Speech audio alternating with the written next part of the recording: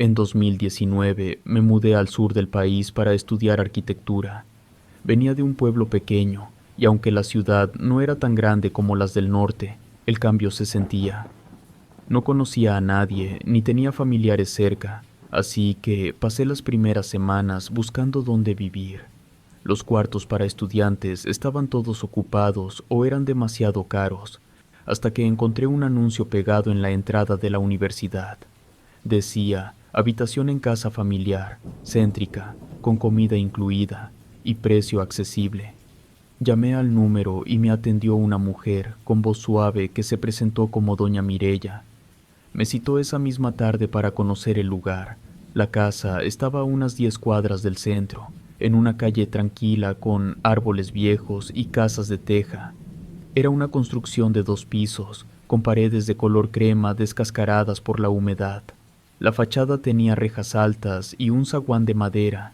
Me pareció un lugar seguro, y además el precio era justo.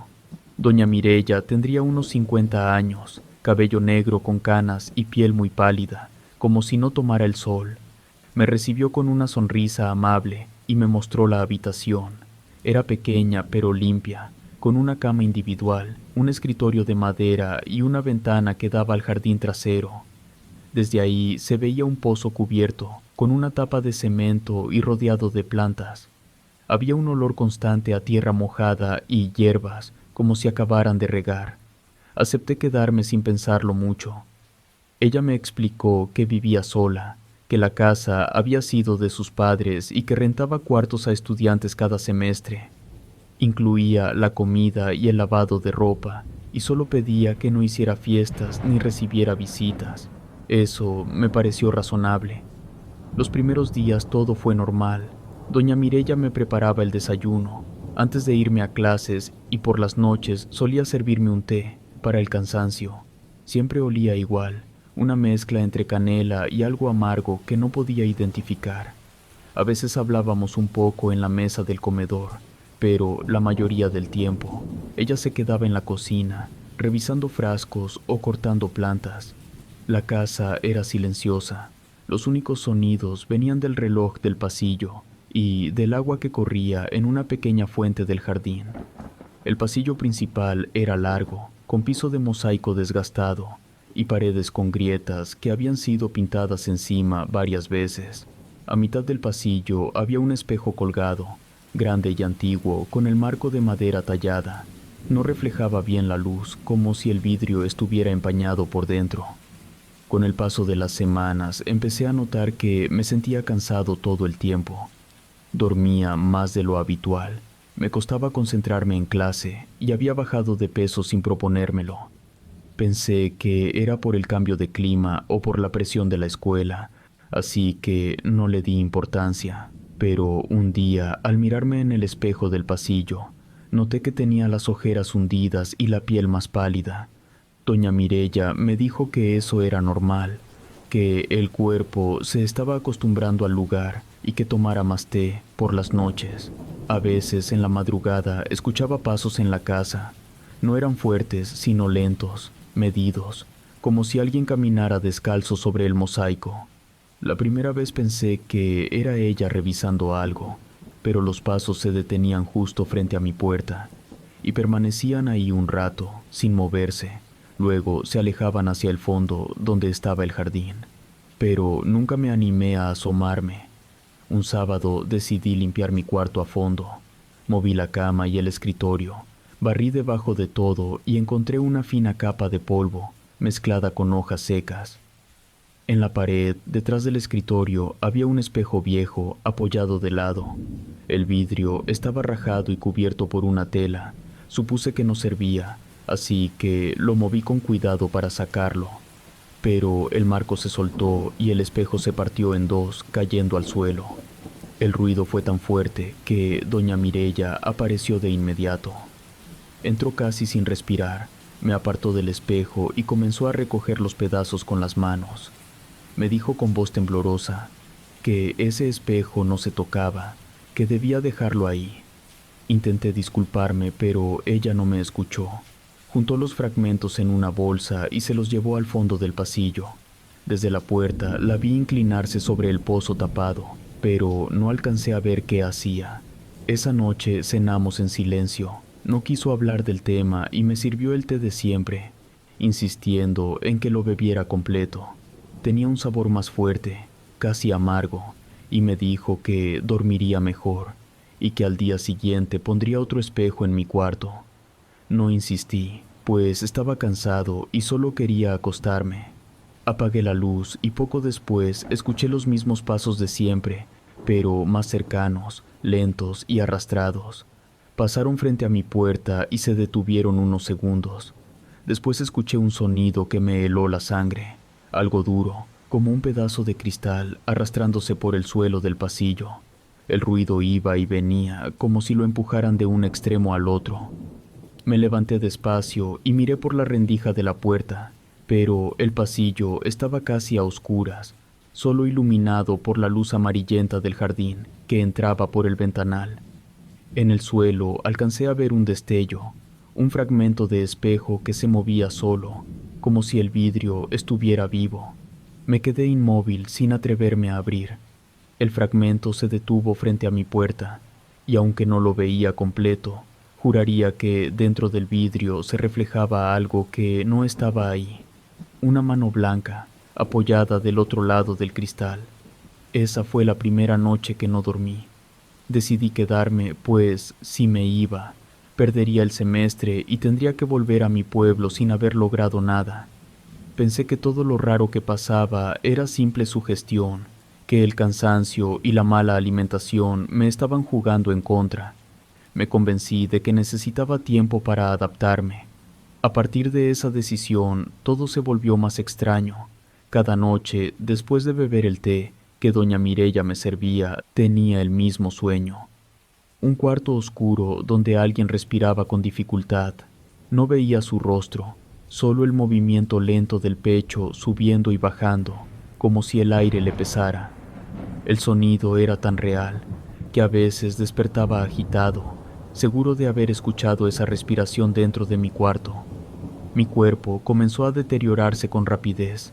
El cabello se me caía a mechones. Cada vez que me bañaba, la piel se me volvió tan pálida que podía ver las venas azules en los brazos y las costillas se me marcaban como si hubiera pasado semanas sin comer.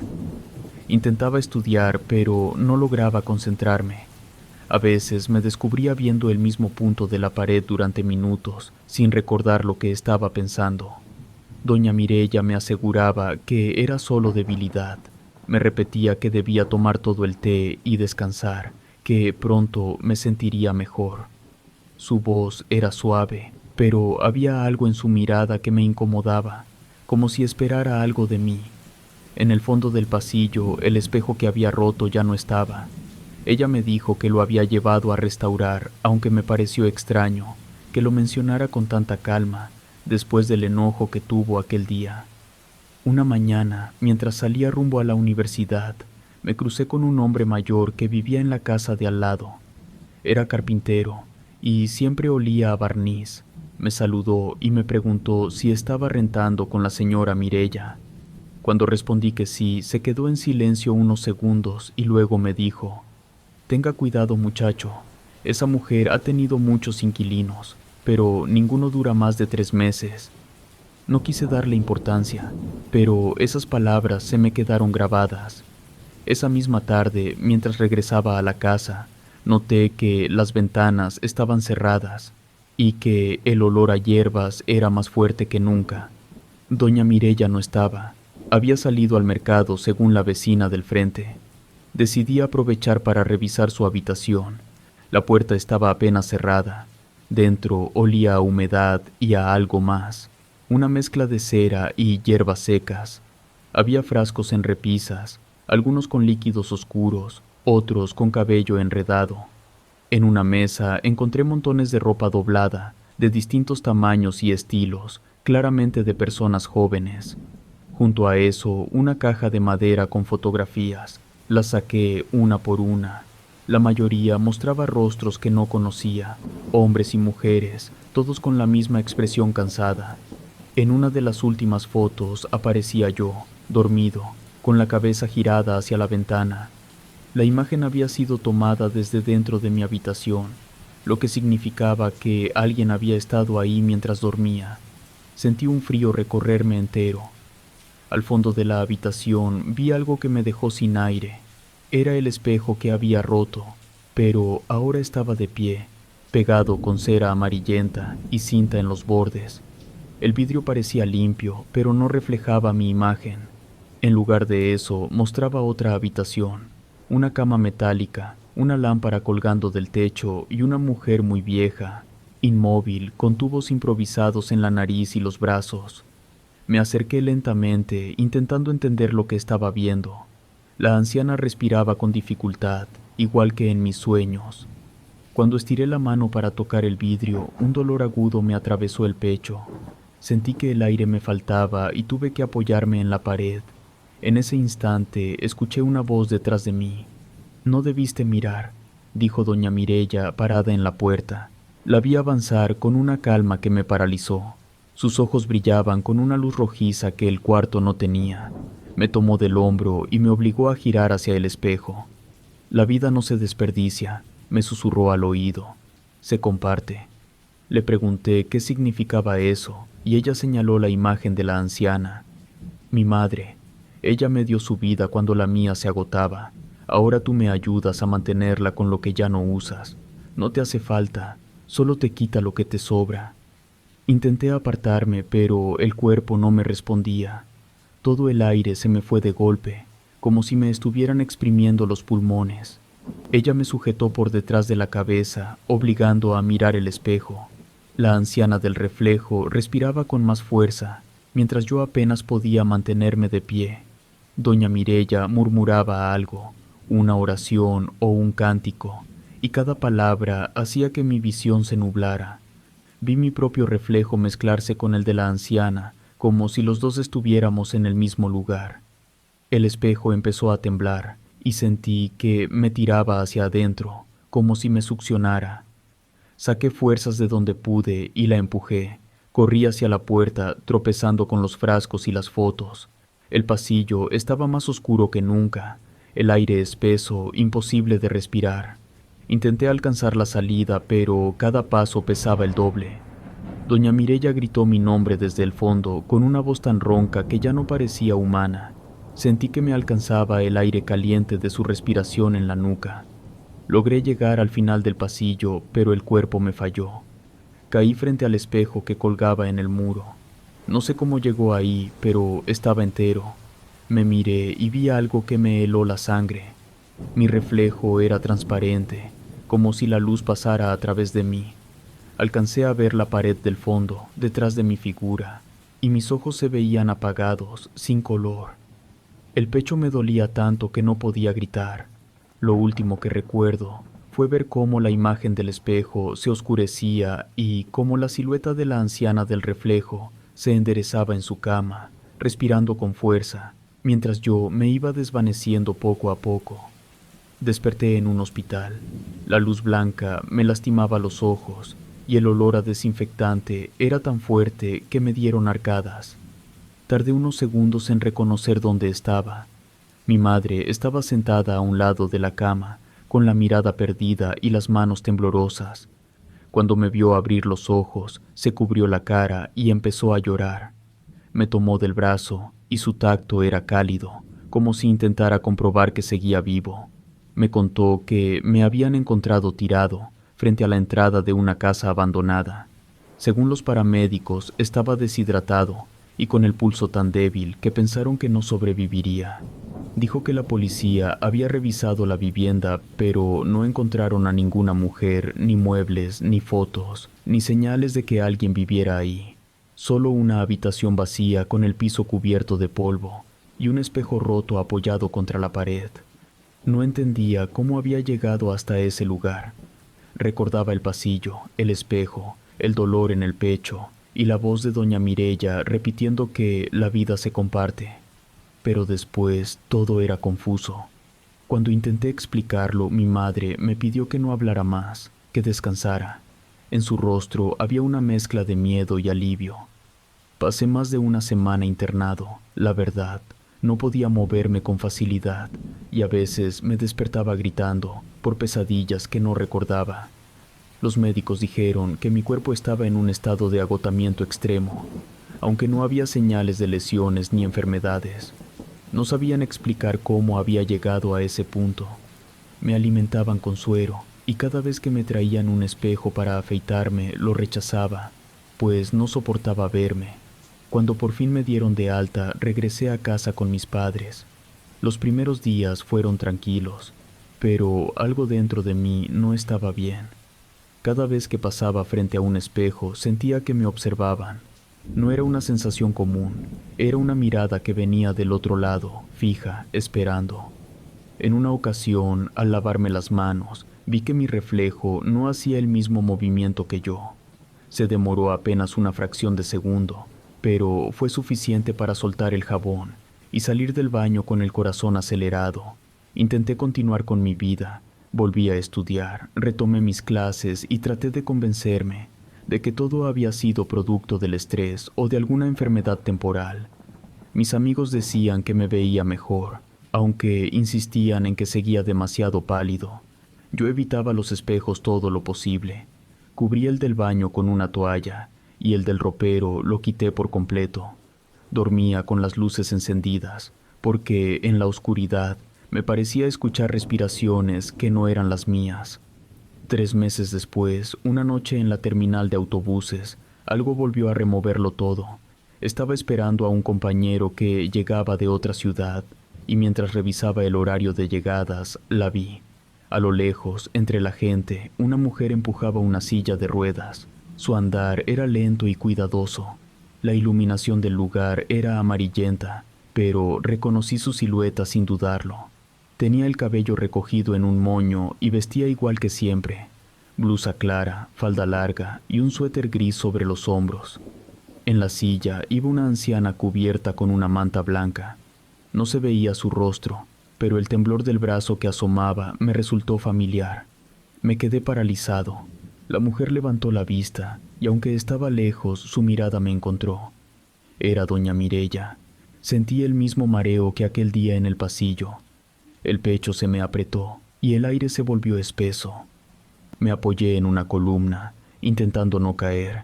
Vi cómo ambas se dirigían hacia el andén, donde un autobús encendía sus luces para salir. En el letrero del destino alcancé a leer el nombre de otra ciudad del sur. Ella no apartaba la vista de mí, como si supiera que la estaba viendo. El sonido del motor del autobús llenó la terminal. Vi cómo subía primero la anciana y luego doña Mireya, ayudándola con cuidado. Antes de que la puerta se cerrara, giró ligeramente la cabeza. No sonrió ni hizo gesto alguno, solo me observó unos segundos más. El mareo fue tan fuerte que tuve que sentarme, y cuando me levanté, el autobús ya se había ido. Durante los días siguientes no pude dormir, pues cada vez que cerraba los ojos veía el reflejo de la anciana, respirando detrás del vidrio.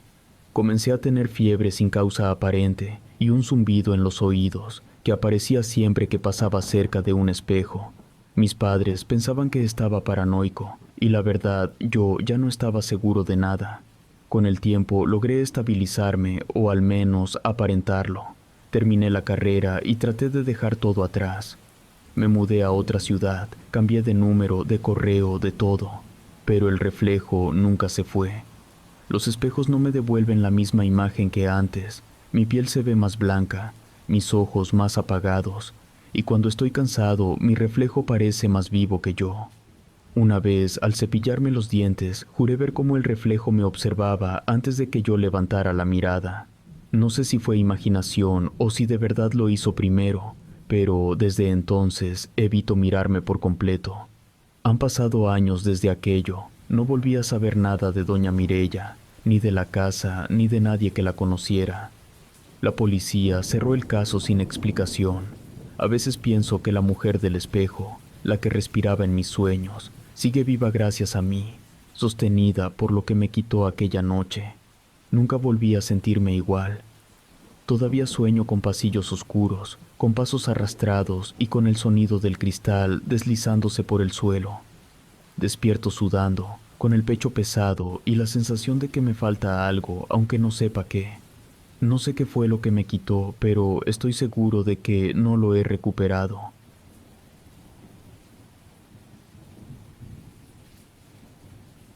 Vivía en un edificio de 3 pisos, en una colonia vieja del oriente de la ciudad.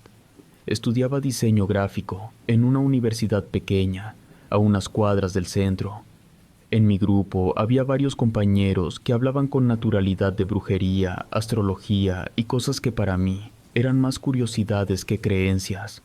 Lo mencionaban con tanta seriedad que terminé prestando atención. Entre ellos destacaba Marcos, un tipo callado, de mirada fija, que llevaba un anillo negro en el dedo medio y siempre olía a incienso. Una tarde, mientras esperábamos entrar a clase, me preguntó si quería acompañarlos a una reunión en el centro histórico. Dijo que era una especie de círculo de estudio espiritual, donde se compartían conocimientos antiguos sobre el alma y la energía humana. Acepté sin pensarlo mucho. No creía en esas cosas, pero la manera en que lo decía despertaba cierta curiosidad. Me dio la dirección en una hoja y solo agregó que fuera puntual a las 9. Esa noche salí de casa caminando. El edificio estaba entre locales cerrados, con un portón metálico medio oxidado. Sonaba música lejana de los bares de alrededor, y el aire olía a humedad y a basura vieja. Toqué la puerta, y Marcos abrió sin decir nada. Subimos por una escalera angosta que crujía en cada paso. Al llegar a la azotea me sorprendió la escena. Habían formado un círculo con velas negras sobre el cemento, y en el centro había varias bolsas pequeñas, cada una cerrada con un hilo rojo. El olor era fuerte, una mezcla de alcohol con hierbas quemadas. Había 5 personas más. Todos estaban en silencio mirando hacia el centro del círculo. Una mujer de piel muy blanca y brazos cubiertos de tatuajes encendía las velas mientras murmuraba palabras en un idioma que no reconocí. El humo se levantaba denso, como si el aire se espesara. Marcos me entregó una bolsa igual a las otras y dijo que debía poner algo personal dentro. Revisé mis bolsillos sin saber qué dejar hasta que saqué una moneda de 10 pesos y la metí. Me senté junto a los demás, sintiendo el calor de las velas en la cara. Nadie hablaba, pero el sonido lejano de los autos parecía encajar con el ritmo lento de los rezos. La mujer tomó un trozo de tiza blanca y comenzó a trazar símbolos alrededor del grupo, dibujando una especie de marco en el suelo. Se movía despacio, concentrada, murmurando entre dientes. Cuando terminó, apagó las velas una por una, dejando solo el resplandor de la ciudad que se filtraba por los bordes. Dijo una frase corta, en voz firme. No entendí lo que significaba, pero en cuanto la pronunció, sentí un escalofrío recorrerme la espalda. Todo quedó a oscuras y nadie se movió. Por unos segundos escuché respiraciones profundas y el leve sonido de algo arrastrándose en el suelo. Giré la cabeza hacia el centro del círculo. Las bolsas estaban inmóviles, o eso creí al principio. Luego noté un movimiento leve, como si el aire dentro se contrajera y expandiera lentamente. Pensé que era mi vista adaptándose a la oscuridad, pero no. Una de ellas se levantó apenas unos centímetros y volvió a caer. Marcos encendió una linterna pequeña y el grupo comenzó a levantarse en completo silencio. La mujer tatuada recogió las bolsas y las guardó en una caja de madera. Dijo que el primer paso estaba cumplido y que el resto se haría cuando el círculo volviera a reunirse. Bajamos en fila por la misma escalera. En la calle, el ruido de los carros me pareció más fuerte que antes. Marcos me dio una palmada en el hombro y me dijo que pronto entendería lo que había pasado. Me fui caminando hasta mi casa, con el olor a hierbas y alcohol pegado en la ropa. Al llegar, me senté en la cama y traté de convencerme de que solo había sido una especie de juego. Pero mientras me quitaba los tenis, sentí el bolsillo más pesado. Saqué la moneda que había dejado en la bolsa. Era la misma, pero tenía una capa verdosa sobre la superficie, como si se hubiera oxidado de golpe. Guardé la moneda en el cajón del buró, cerré la ventana y apagué la luz. Me costó trabajo dormir, pues cada vez que cerraba los ojos, recordaba el movimiento leve de las bolsas en el suelo y la sensación de que por un instante algo respiraba entre nosotros. Pasaron 5 días desde aquella noche en la azotea y no logré dormir bien en ninguno. Me despertaba varias veces con la sensación de que alguien caminaba dentro del cuarto. A veces creía escuchar el sonido de una bolsa arrugándose, como si alguien jugara con una dentro del closet. Además, comencé a marearme sin razón, incluso sentado. No tenía hambre y cualquier ruido fuerte me hacía doler la cabeza. Pensé en ir al médico, pero lo dejé pasar. Una tarde, mientras salía de la universidad, vi que Marcos me esperaba junto al portón. Me saludó con una sonrisa forzada y me dijo que ya había sido aceptado, que la primera noche solo fue una prueba y que si quería continuar debía asistir a la segunda reunión. Dudé en contestar, pues no sabía si seguir o fingir que todo me parecía una broma, pero algo en su manera de hablar me convenció. Dijo que la reunión sería el viernes en otro edificio más grande y que esta vez debía llevar una vela con mi nombre escrito. El viernes llegué 15 minutos antes. El edificio estaba sobre una avenida transitada, con una fachada descuidada. Desde afuera se veían las luces del tráfico, reflejándose en los ventanales. Al subir al último piso, el ambiente cambió por completo. En la entrada había incienso encendido y un olor penetrante a alcohol. En el centro del salón, un grupo más numeroso formaba un círculo alrededor de una mesa. Todos tenían velas con sus nombres escritos en marcador negro. La mujer de los tatuajes, a la que ahora todos llamaban la guía, daba instrucciones. Dijo que nadie debía romper el círculo, bajo ninguna circunstancia. Su voz era firme, acostumbrada a mandar. Nos hizo colocarnos de pie, cada uno frente a su vela. Había más de una docena de personas, y en el centro, sobre una tela negra, había botellas, frascos y un cuenco metálico lleno de líquido oscuro. Vi cómo la mujer vertía en ese cuenco una mezcla de alcohol con sangre animal. Lo supe por el olor metálico que se esparció en el aire. Dijo que con eso se abría el paso, que era la forma de convocar al vínculo. Algunos tragaron saliva y otros cerraron los ojos. Yo respiré por la boca para no vomitar. Entre los objetos sobre la mesa, reconocí algo que me heló la espalda. La caja donde había dejado mi bolsa la primera noche estaba abierta. La mujer tomó una de las bolsas y la levantó con cuidado. Dentro se veía la moneda que yo había metido, pero estaba cubierta por una sustancia espesa, parecida a miel. Pregunté qué era eso. Marcos me hizo una seña para que guardara silencio, pero la mujer respondió sin mirarme. Es la prueba de que el pacto ya respondió. En ese momento, una de las velas se apagó sola. El aire estaba quieto, no había corriente. La mujer sonrió como si lo hubiera esperado y dijo que uno de nosotros sería el nuevo guardián. Todos bajaron la cabeza, nadie dijo nada, pero el ambiente cambió.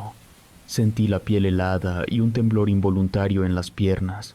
Marcos se acercó y me susurró al oído que no podía faltar a las sesiones, ni hablar con nadie de eso, que el grupo debía permanecer cerrado. Le pregunté qué pasaba si no iba. Dijo que romper un compromiso así era peligroso. Lo dijo con un tono seco, sin amenazas, pero lo suficientemente convincente para que no insistiera. La mujer comenzó a repetir una frase corta en un idioma que no reconocía. Todos pusieron las manos sobre la mesa, incluyendo yo. El líquido del cuenco reflejaba las llamas de las velas, que se movían como si el aire temblara. El olor a sangre y alcohol era tan fuerte que los ojos me lloraban. De pronto, el ritmo de las palabras aumentó. La mujer hablaba cada vez más rápido, casi gritando, y nadie se atrevía a moverse. Una de las velas se dobló por completo, derramando cera sobre el suelo. En ese instante escuché un sonido seco, como un golpe, y vi que uno de los muchachos del grupo cayó hacia atrás. Se retorcía, con los dientes apretados y los ojos abiertos. 2 personas intentaron sujetarlo, pero la mujer las detuvo con un gesto. Dijo que no lo tocaran. El cuerpo del muchacho se estremecía sin control. La mujer lo cubrió con un manto negro que sacó de una caja y siguió murmurando, ahora con voz más baja. Todo el grupo observaba sin moverse. Pasaron unos segundos hasta que el cuerpo dejó de temblar.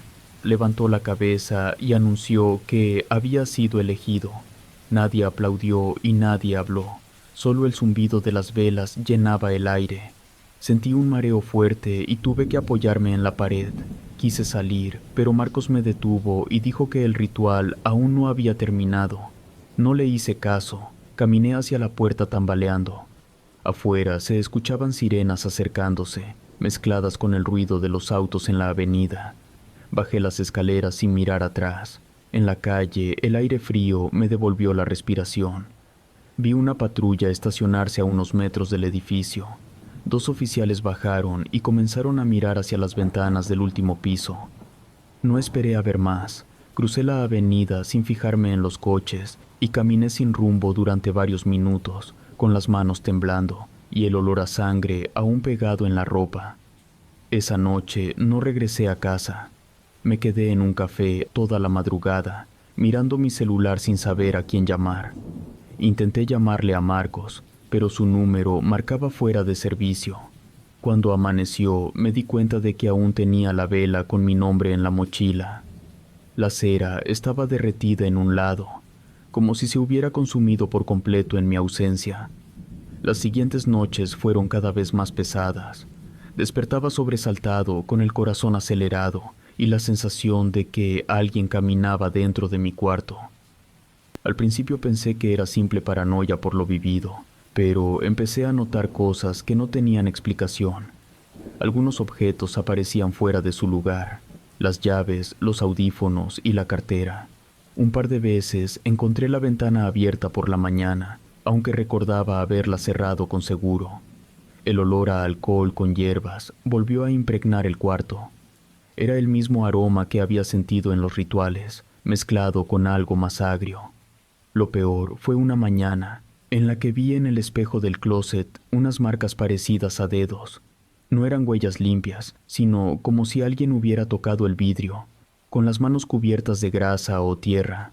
Las limpié con un trapo, pero al día siguiente estaban de nuevo. Traté de ignorarlo. Me concentré en las clases, en no pensar en Marcos ni en aquella gente, pero el sueño no regresó y los mareos volvieron con más fuerza. Una noche, al regresar del supermercado, encontré frente a la puerta de mi departamento una vela como las del grupo, con mi nombre escrito en tinta negra. La cera parecía nueva, recién moldeada. Me quedé varios minutos mirándola sin atreverme a tocarla.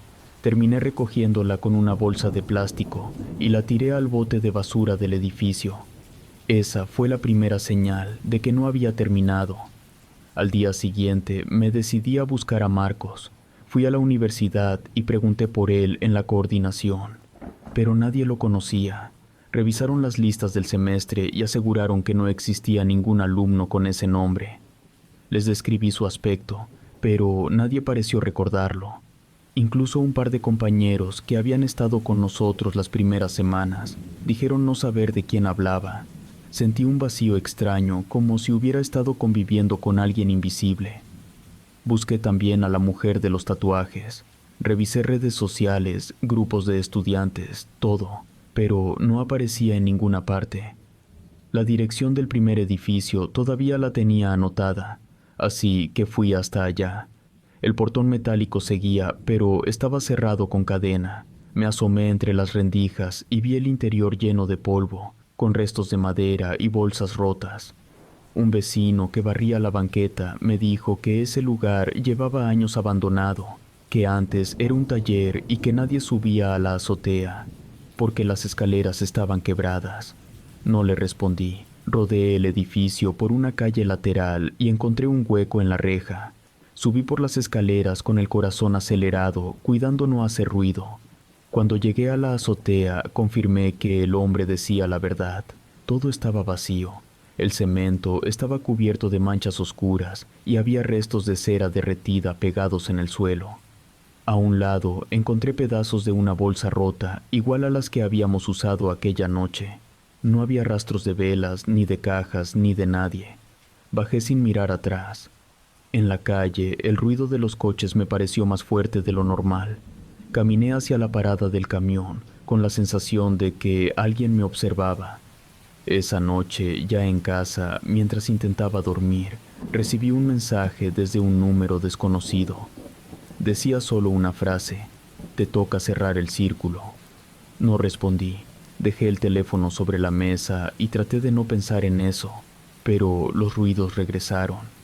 Escuché pasos en el pasillo, como si alguien arrastrara los pies. Me levanté despacio y me acerqué a la ventana. Afuera, en la banqueta del edificio de enfrente, había una persona quieta parada bajo un poste fundido. Sostenía una vela encendida en la mano.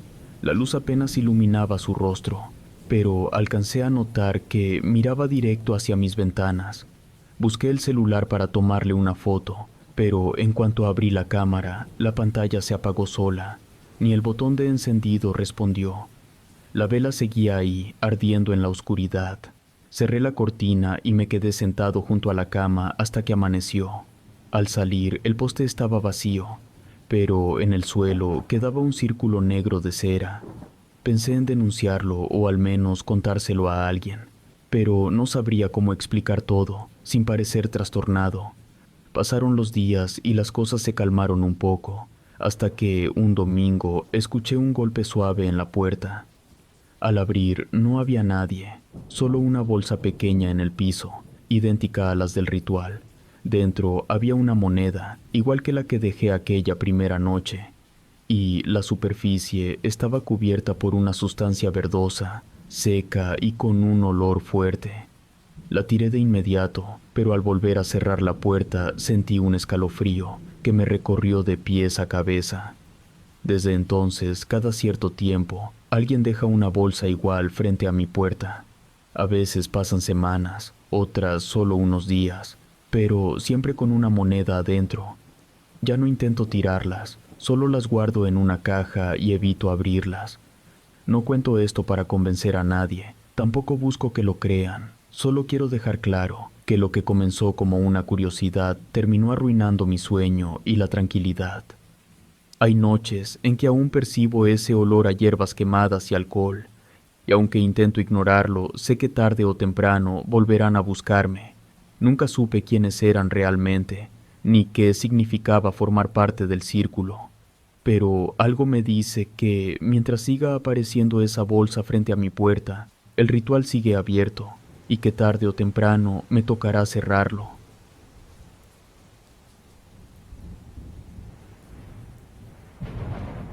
Cuando era niño, vivía en un barrio antiguo del centro de Oaxaca, en una calle angosta de piedra, donde las casas eran viejas, con paredes gruesas y portones grandes de hierro.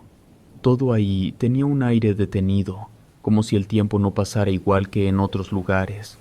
La mayoría de las casas estaban habitadas por familias de toda la vida, pero había una que destacaba, porque siempre estaba cerrada. El zaguán era verde oscuro, oxidado en las orillas, y tenía colgadas unas cadenas cruzadas. En el centro, alguien había dibujado una cruz con carbón, aunque nadie sabía quién lo había hecho. Esa casa, decían los mayores, había pertenecido a doña Zenaida, una curandera conocida en todo el barrio, por preparar remedios y hacer limpias con hierbas. Pero también se decía que la mujer no murió como las demás. Los adultos hablaban poco de ella, pero los niños sabíamos lo que se decía cuando los mayores no estaban, que doña Zenaida era una bruja, que las noches antes de su muerte se veían luces rojas salir del patio y que el aire alrededor de su casa olía a azufre. Yo escuché a mi abuela decir una vez que la señora había empezado como buena, ayudando a enfermos, pero que con el tiempo se metió en cosas prohibidas. Nadie quiso decirme qué significaba eso. Después de su muerte, nadie quiso vivir ahí. La puerta fue asegurada con cadenas y las ventanas fueron tapiadas con madera. El techo se llenó de murciélagos, y cuando llovía, el agua se colaba por las grietas del muro, dejando manchas oscuras. Los vecinos más viejos juraban que por las noches se oían rezos entrecortados desde dentro, aunque el lugar estaba vacío. Los niños del barrio evitábamos pasar frente a esa casa, Y si jugábamos fútbol y el balón se iba de ese lado, sabíamos que ya no lo recuperaríamos. Solo con mirar el zaguán, uno sentía que algo lo observaba desde adentro. Una tarde, cerca del anochecer, mis amigos y yo estábamos jugando fútbol en la calle. El sol caía sobre los techos y el aire olía a pan tostado de una panadería cercana. Éramos 5 y jugábamos contra una barda. En una de esas le pegué con fuerza a la pelota y ésta salió disparada. Rebotó en el empedrado y cayó justo en la casa de la bruja por una ventana rota que no tenía tablas. Todos quedamos callados. Uno de mis amigos, Joaquín, dijo que ya no la buscáramos, que mejor siguiéramos con otra pelota. Pero yo, que era el más chico del grupo, no quería quedar como cobarde, y dije que iría a recuperarla y que no tardaría. Di la vuelta y entré por la ventana. Cuando salté al otro lado, el polvo se levantó y me picó la garganta. Dentro, el aire era pesado, con olor a humedad y a madera podrida. Mis pasos crujían sobre el piso de ladrillo. Había un pasillo largo, con las paredes manchadas por el agua de lluvia. En un rincón vi una mesa cubierta con un mantel amarillento, y sobre ella velas derretidas que se habían pegado al mantel formando montículos de cera. Al fondo, una cortina vieja separaba la sala del cuarto principal. La pelota estaba cerca de un mueble caído. La tomé con rapidez, pero antes de darme vuelta, escuché algo. Un sonido bajo, lento, como una respiración profunda, acompañada por un leve movimiento del aire. No era el ruido de los murciélagos ni del viento. Sonaba como si alguien dormido respirara cerca. Me quedé quieto unos segundos. Volví la vista hacia la cortina. Se movía apenas, como si del otro lado alguien la rozara con la mano. La verdad, sentí un escalofrío, pero la curiosidad pudo más. Di unos pasos hacia el fondo y alcancé a ver una cama de hierro, cubierta con cobijas viejas. Sobre el colchón había una figura tendida, cubierta hasta el cuello. Pensé que tal vez se trataba de un indigente que se había metido a dormir ahí, o tal vez de un cuerpo olvidado. El aire estaba más frío en ese cuarto. Sobre el buró, junto a la cama, había una cadena con un crucifijo de plata y una medalla de San Cipriano. Brillaban débilmente con la luz que entraba por las rendijas. No sé por qué, pero me acerqué y tomé la medalla entre los dedos solo para verla. Sentí que el metal estaba helado. En ese momento el colchón crujió con fuerza. Me quedé inmóvil mirando las cobijas. El bulto sobre la cama se movió levemente y la respiración se volvió más fuerte. Retrocedí un paso, pero antes de salir vi cómo las cobijas se hundieron en el centro y luego se levantaron como si algo dentro se incorporara. La figura se sentó lentamente. Las cobijas cayeron hacia los lados y vi su rostro. Era una mujer vieja, de piel seca y cabello blanco, pero los ojos estaban blancos por completo, sin pupilas y abiertos de par en par. No tenía expresión de dolor, sino de enojo. En el cuello llevaba la cadena del crucifijo, rota, como si alguien se la hubiera arrancado. No recuerdo haber gritado. Tiré la pelota y corrí por el pasillo, tropezando con los muebles cubiertos. Atrás, una voz ronca dijo mi nombre con claridad. No fue un eco ni mi imaginación. De verdad dijo mi nombre. Salté por la misma ventana por donde había entrado, rasgando la camisa. Mis amigos me esperaban al final del callejón, pálidos, preguntando qué había pasado. No fui capaz de hablar. Detrás de mí, el zaguán verde volvió a cerrarse solo, con un golpe seco que resonó en toda la calle. Esa noche supe que no todos los muertos descansan. Algunos se quedan esperando a que alguien los despierte. Esa noche no pude dormir. Cada vez que cerraba los ojos, veía los ojos blancos de la mujer sobre la cama, mirándome fijo como si aún estuviera viva. Sentía que, si me quedaba dormido, volvería a abrirlos frente a mí.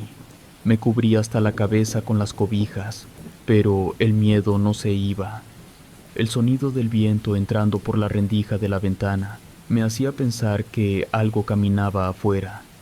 Por la mañana, mi madre me preguntó por qué tenía los brazos llenos de rasguños. Le dije que me había caído jugando con mis amigos. No insistió. pero me miró raro. Tenía la piel helada y no había pegado un ojo, y todo el día estuve distraído, esperando que anocheciera con una ansiedad que nunca había sentido. A medianoche, cuando la casa estaba en silencio, escuché 3 golpes secos en la ventana de mi cuarto. No fueron ramas ni viento, eran golpes con ritmo, como si alguien tocara para que le abrieran. Me quedé inmóvil con la respiración contenida, pues no tuve valor de mirar. Pasaron unos minutos que se me hicieron eternos. Los golpes no volvieron, pero me quedé despierto hasta que amaneció. A la mañana siguiente, el barrio entero hablaba de lo mismo.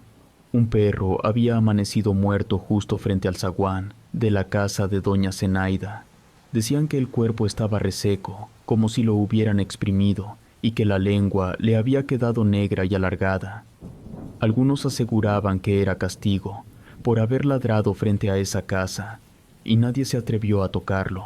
Intenté convencerme de que todo era coincidencia, pero empecé a sentirme observado. A cada paso que daba tenía la sensación de que alguien me seguía desde lejos. En la tarde salí con mi hermano menor a comprar pan. Al pasar frente a la casa de doña Zenaida, noté que la puerta estaba entreabierta. Estoy seguro de que cuando salí esa mañana seguía cerrada y encadenada. Mi hermano no lo notó, pero yo no pude quitar la vista del interior oscuro. Sentí un escalofrío que me recorrió desde el cuello hasta los pies. Esa noche volví a soñar con la cama. En el sueño, la mujer estaba sentada al borde, mirando hacia la pared, como si esperara algo. Cuando volteó, sus ojos blancos me buscaron y desperté gritando. Mi madre entró alarmada, pero le dije que solo era una pesadilla. Me acarició la frente y regresó a su cuarto. Desde entonces comenzaron a pasar cosas raras en la casa. Por las mañanas encontrábamos las cucharas dobladas en la cocina, como si alguien las hubiera torcido con la mano. Las puertas se cerraban solas con fuerza, aunque no hubiera corriente de aire. En ocasiones aparecía un olor a incienso quemado, tan fuerte que mareaba, y luego desaparecía sin dejar rastro. Una madrugada me despertó una sensación extraña. El pecho me ardía de frío, como si me hubieran echado agua helada. Cuando abrí los ojos, la vi. Estaba parada junto a mi cama con un velo negro cubriéndole el rostro y las manos huesudas a los lados. Reconocí los ojos, eran los mismos, sin pupilas, fijos sobre mí. Intenté moverme, pero el cuerpo no me respondía. Sentí las piernas pesadas y la garganta seca. La figura se inclinó despacio hasta quedar a pocos centímetros de mi cara. El velo se levantó un poco y escuché una voz áspera que me dijo: «Eso no te pertenecía». Quise gritar, pero la voz se me quedó atorada en el pecho. Solo podía respirar con dificultad. Cerré los ojos con fuerza y cuando los abrí otra vez ya no estaba. La habitación estaba igual, pero el aire olía a ceniza húmeda. Pasé el resto de la noche despierto, sin moverme. En cuanto amaneció, salí a buscar al vecino más viejo del barrio, don Anselmo, un hombre que conocía todas las historias de esa calle. Le conté lo que me había pasado. Me escuchó en silencio, sin sorpresa, y cuando terminé me preguntó si había tocado algo allá dentro. Le conté lo de la medalla y el crucifijo. Entonces bajó la voz y me dijo que lo que había tomado no era una medalla cualquiera, era una pieza de protección, un sello que mantenía el cuerpo de la bruja quieto en su lugar. Si se retiraba, el alma podía vagar, buscando lo que le faltaba. Me miró serio y me dijo: «Si no la devuelves, no te dejará en paz. Lo que ella quiere no es el metal, es recuperar lo que le quitaron». Pasé el día con un nudo en el estómago. En la tarde decidí regresar. Esperé a que anocheciera porque algo me decía que debía hacerlo cuando el barrio estuviera en silencio. Guardé la medalla en el bolsillo y salí sin decirle a nadie. El callejón estaba oscuro y el viento arrastraba hojas secas. Cuando llegué frente a la casa, el zaguán estaba abierto, igual que en la tarde. Empujé la puerta con cuidado. Adentro todo estaba diferente. No olía a humedad ni a polvo. El piso estaba limpio, casi reluciente, como si alguien hubiera pasado un trapo hace poco. Caminé hasta el cuarto donde había visto la cama. Ahí me detuve, pero no había cama, ni buró, ni crucifijo. Solo el espacio vacío. En el centro del piso había una marca circular negra, como si algo se hubiera quemado ahí. El olor era fuerte. Me agaché y pasé la mano por encima del círculo. Estaba caliente, aunque no había fuego. De repente, un viento helado recorrió la habitación y sentí que algo me rozó la espalda. Me enderecé y miré alrededor, pero no había nadie. Pero el aire sonaba diferente, como si alguien respirara detrás de mí. Di unos pasos hacia atrás, saqué la medalla y la dejé caer en el centro del círculo. El sonido del metal al tocar el suelo resonó más de lo normal. En ese instante, una ráfaga de aire apagó todas las luces del barrio. Solo se oía el zumbido del viento, pasando entre las grietas. No sé cuánto tiempo me quedé ahí parado, sin poder moverme. Pero cuando recuperé el control, salí corriendo hasta mi casa y cerré la puerta con seguro. Esa noche no hubo sueños, pero el olor a incienso volvió, más fuerte que nunca, y por un momento escuché su voz en el pasillo diciendo mi nombre, como aquella vez dentro de la casa. Los días que siguieron fueron una pesadilla. Empecé a enfermar sin explicación. No tenía hambre, apenas probaba bocado, y aún así sentía el estómago lleno. Cada movimiento me cansaba, como si llevara semanas sin dormir. Mi madre pensó que era una fiebre o una infección. Me tomó la temperatura varias veces, pero no tenía ni un solo grado de más. Mi padre decía que todo era por nervios, que seguro algo me había impresionado, pero yo sabía que no era eso. Sentía que algo se me estaba yendo del cuerpo, poco a poco. Por las noches el sueño me huía. Cerraba los ojos y en cuanto lo hacía, escuchaba mi nombre desde la ventana. Era una voz ronca, vieja, que alargaba las sílabas como si disfrutara pronunciarlo. Las primeras veces traté de ignorarla, pensando que era el viento, pero el tono era demasiado claro. A veces la escuchaba reír, otras solo respirar. Mi madre dormía en la habitación de al lado y nunca oía nada. Una madrugada el sonido fue distinto. La puerta del cuarto se abrió sola, despacio, y un viento helado recorrió la habitación, apagando las velas del altar pequeño que teníamos en un rincón. Los vidrios de la ventana vibraban. Me senté en la cama con el corazón desbocado. En el marco de la puerta se dibujó una sombra encorvada, moviéndose con pasos lentos. El olor me lo confirmó antes de verla bien. Era el mismo que aquel día en la casa abandonada. Un olor a tierra húmeda y a madera vieja, mezclado con humo. La sombra se acercó hasta quedar frente a mí. Era doña Zenaida, pero ya no era como la recordaba. Su rostro estaba desfigurado, con la piel gris y el cabello pegado al cráneo, chorreando un líquido oscuro que le caía por el cuello. Los ojos eran los mismos, blancos y fijos. Intenté rezar, pero la lengua se me quedó pegada al paladar. Ella levantó una mano huesuda y me tocó el pecho. Sentí un ardor que me atravesó de lado a lado, y luego una sensación espantosa, como si algo saliera de mí. El aire me faltó. Quise gritar, pero no me salía la voz. Sentía como el cuerpo se me entumecía, como la vista se me nublaba. Antes de perder la conciencia, vi cómo la anciana se inclinaba sobre mí, con la boca abierta, respirando justo frente a mi cara. Desperté gritando. Mi madre entró corriendo y me encontró empapado en sudor, con la camisa pegada al cuerpo. Dijo que había estado hablando dormido, que murmuraba cosas sin sentido. Me revisó el pecho y notó una marca roja, redonda, justo donde la bruja me había tocado. A la mañana siguiente me llevaron al templo del barrio. El sacerdote me escuchó en silencio. Cuando terminé, él dijo que esas cosas no se arreglaban con misas. Nos explicó que si la medalla era una pieza de contención, el espíritu de la mujer seguía buscando lo que la mantenía sujeta. Me miró fijo y añadió: no basta con devolverla, tienes que destruirla en el mismo lugar donde la tomaste. No me gustó escucharlo, pero en el fondo sabía que tenía razón. Pasé el resto del día pensando en cómo hacerlo. Mi hermano menor se ofreció a acompañarme. No quería que fuera solo, y en el fondo yo tampoco tenía valor para enfrentarme otra vez a esa casa. Esa noche salimos con una vela, cerillos y la medalla envuelta en un trapo. El callejón estaba más oscuro que de costumbre, y el silencio era tan denso que se escuchaban nuestros pasos sobre la piedra. El zaguán seguía abierto, igual que la última vez. Caminamos hasta el centro, donde había dejado la medalla aquella noche. Encendí la vela y la sostuve con las manos temblando. Coloqué la medalla en el suelo sobre la marca circular que seguía grabada en las losas. Saqué los cerillos y prendí un pedazo de papel para avivar el fuego. La flama casi no prendía, parecía resistirse.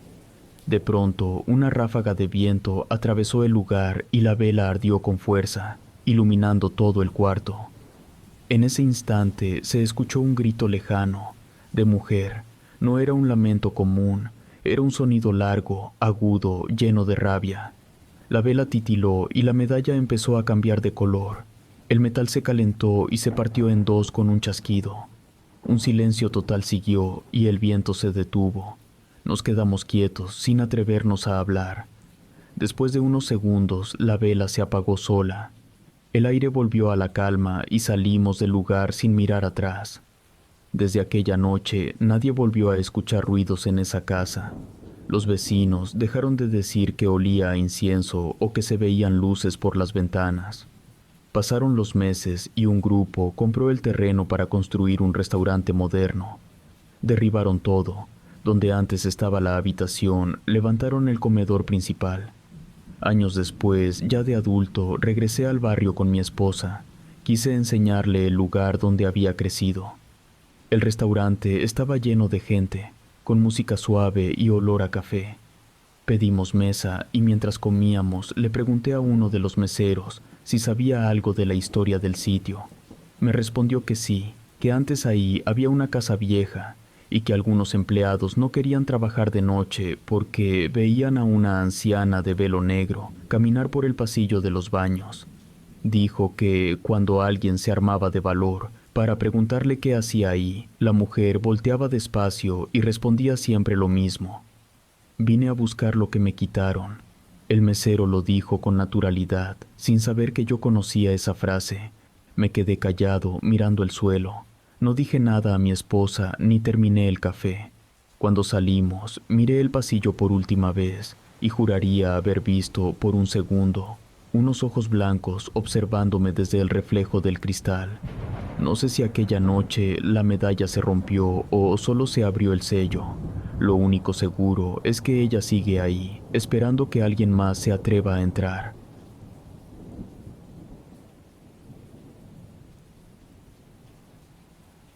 En aquel tiempo, las cosas estaban muy mal en casa. Mi padre llevaba meses sin conseguir trabajo estable, y lo poco que entraba alcanzaba apenas para el arroz y los frijoles.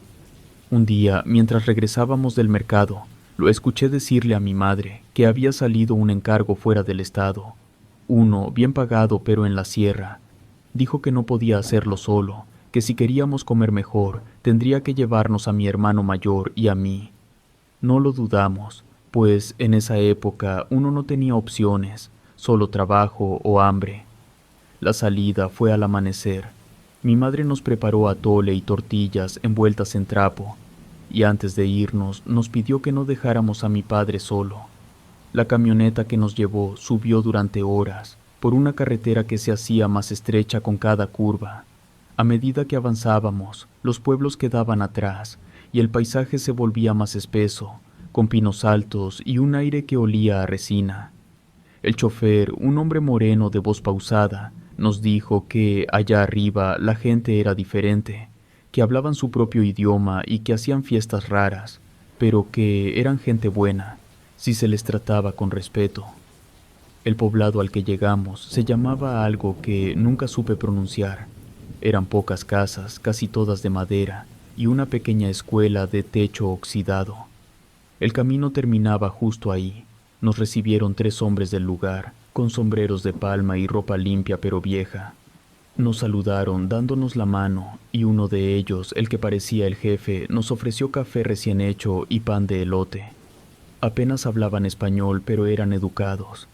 Mi padre les explicó que veníamos listos para trabajar y que no nos íbamos hasta terminar. El encargo era levantar un santuario, así lo llamaron ellos. Nos mostraron el terreno, una planicie rodeada de árboles y con varias cuevas pequeñas al fondo. Dijeron que el lugar era sagrado desde antes de sus abuelos y que ahora querían construir ahí una casa para sus rezos, algo que resistiera el viento y la lluvia. El jefe, un anciano de cabello blanco y piel curtida, nos indicó el sitio para empezar a cavar. Hablaba despacio, mezclando palabras en su lengua. Solo entendí que el nombre del cerro significaba la montaña que respira. Esa primera noche nos dieron alojamiento en una choza amplia, con petates y cobijas gruesas. Había café negro, frijoles y tortillas recién hechas. Los hombres comieron con nosotros y durante la cena nos contaron cosas del lugar. Dijeron que en esas montañas a veces bajaban mujeres del aire, que no eran del todo humanas. Uno de ellos aseguró haber visto una, caminando entre los pinos sin tocar el suelo. Mi padre rió y dijo que eran supersticiones, que solo el cansancio hacía ver tonterías. El anciano lo miró serio y dijo que si alguna noche escuchábamos que alguien nos llamaba por nuestro nombre, no debíamos mirar al cielo. Durante los primeros días trabajamos sin descanso. Aplanamos el terreno, colocamos piedra sobre piedra y levantamos una base firme. El clima era raro, en el día un calor seco y por la noche un frío que calaba los huesos. Alrededor se escuchaban los grillos, pero también otros sonidos que no parecían del monte. A veces, al caer la tarde, se oían silbidos que se movían entre los árboles, como si alguien los hiciera a propósito, para que resonaran de un punto a otro. Mi hermano y yo los escuchábamos acostados en el petate, sin atrevernos a preguntar. A la segunda noche le dije que tal vez eran aves, pero él me respondió que no había visto ninguna desde que llegamos. El jefe de los indígenas nos dijo al día siguiente que no eran pájaros, que eran ellas, probando si el cerro aún estaba protegido. La noticia que encendió la preocupación llegó al cuarto día. Un joven del pueblo subió corriendo desde el sendero y le habló al anciano en su lengua. Todos los demás se quedaron callados. Cuando terminó, el jefe se levantó y nos tradujo en voz baja. Vieron humo negro en las lomas del norte. Ellas ya saben que estamos construyendo. No dijo más. Ordenó que se recogieran las herramientas y que nadie saliera después del anochecer. Esa tarde el aire cambió. Una neblina espesa se metió entre los árboles y el sonido del monte desapareció. Al caer la noche, un viento helado recorrió el campamento, levantando polvo y haciendo chillar las láminas. Los perros del poblado comenzaron a ladrar sin parar, todos mirando hacia el cerro, con el lomo erizado. El anciano reunió a los hombres junto a la fogata. Yo estaba sentado junto a mi padre y mi hermano, tratando de mantener las manos cerca del fuego. El anciano tenía una mirada que no olvidaré nunca. Dijo que en sus sueños había visto sombras bajando por la loma y que esa misma noche cruzarían el río. Nos advirtió que debíamos mantenernos juntos, que si alguien oía su nombre o un silbido cerca, no respondiera. Mi padre quiso bromear para quitar tensión, pero el anciano le puso una mano en el hombro. Las brujas ya bajaron del cerro, le dijo con voz grave, y no miren al cielo si escuchan que alguien los llama por su nombre. Nadie habló después de eso. El fuego crepitaba lento y los perros allá lejos seguían ladrando como si vieran algo que nosotros no podíamos ver.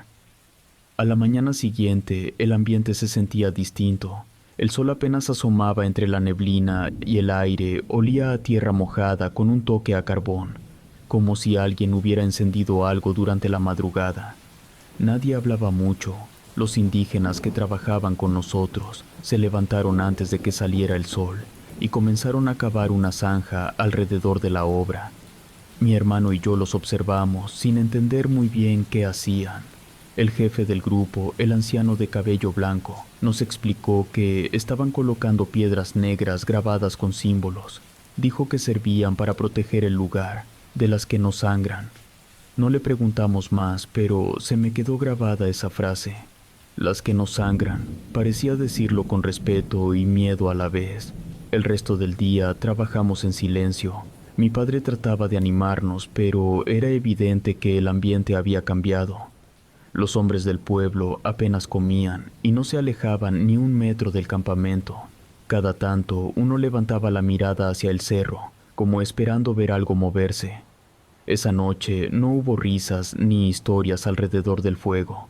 Los indígenas oraron en su lengua durante largo rato y después apagaron las brasas. Me acosté en mi tienda sin sueño y el silencio era tan profundo que podía escuchar mi propia respiración. En algún momento, ya entrada la madrugada, escuché pasos afuera. Eran lentos, suaves, como si alguien caminara descalzo sobre la tierra. Luego vino otro sonido, un roce constante, como si arrastraran ramas secas alrededor de las tiendas. Mi hermano también lo escuchó. Lo sentí moverse a mi lado, pero ninguno de los dos dijo nada. El aire dentro de la tienda se volvió pesado, casi irrespirable. Entonces se oyó un llanto. Era fino, prolongado, con un tono que subía y bajaba como si lo hiciera una mujer que no terminaba de romper en llanto. No era de un animal, lo sabía. Los perros comenzaron a aullar todos al mismo tiempo. Algunos se soltaron y corrieron al bosque. En medio del alboroto, uno de los indígenas gritó algo en su idioma. Después, otro repitió lo mismo en español. Ya vienen por el aire. Mi padre se levantó para asomarse, pero el anciano lo detuvo. Nos ordenó apagar la lámpara y que no levantáramos la cabeza por ningún motivo. Le obedecimos sin chistar. Afuera, el viento soplaba con fuerza y entre los árboles se empezaron a ver luces. Eran pequeñas, azuladas, moviéndose de un punto a otro con velocidad, como luciérnagas gigantes. Mi hermano susurró que debían ser insectos, pero antes de que terminara de hablar, una de esas luces bajó hasta el borde del campamento y se apagó. Acto seguido se escuchó una risa, aguda, corta, como la de una mujer burlona. Después vino otra y otra más. Parecía que se reían desde distintos lugares alrededor de nosotros. Los indígenas se echaron al suelo, boca abajo, y nos hicieron señas para hacer lo mismo. Yo no podía ver nada, solo escuchaba el viento y las risas, cada vez más cercanas. Algo silbó sobre mi cabeza, como si hubiera pasado volando algo grande. El anciano empezó a rezar en su lengua, una oración que repetía rápido y sin pausas. Entonces se oyó un golpe seco, fuerte, como si algo muy pesado hubiera caído en la tierra. Los perros callaron al instante y nadie se atrevió a moverse. Estuvimos así varios minutos, inmóviles, hasta que el silencio se hizo tan profundo que el zumbido en mis oídos me dolía. No sé en qué momento me quedé dormido, pero cuando desperté, el sol ya estaba alto. Al salir de la tienda, vi a todos reunidos en el borde del campamento. Me acerqué y entendí de inmediato por qué. En el suelo, justo donde terminaba la zanja de piedras negras, había una huella enorme con forma humana, pero con los dedos alargados y torcidos hacia atrás. No parecía hecha por un pie normal.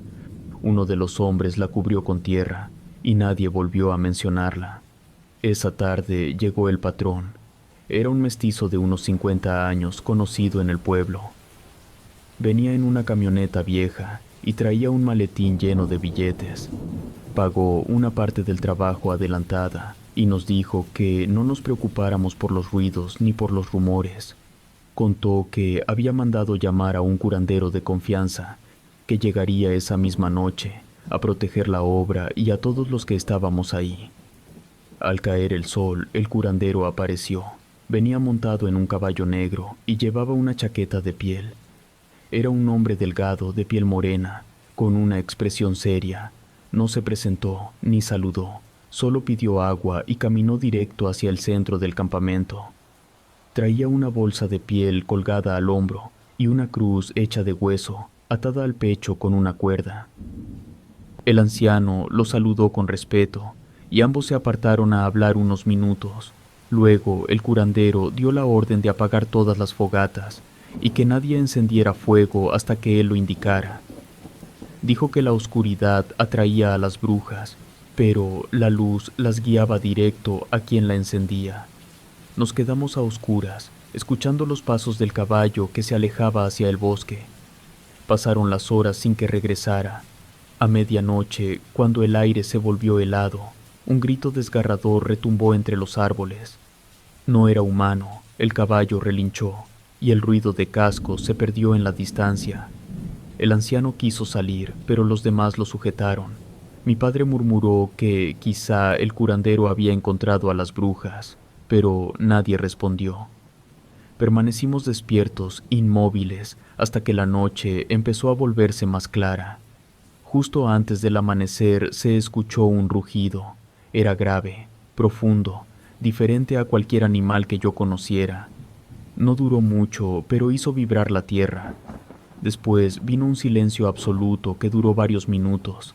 El sol salió poco después, y el aire olía de nuevo a tierra mojada, pero esta vez con un fondo metálico, como sangre seca. Nadie lo dijo, pero todos sabíamos que algo había pasado en el bosque esa noche.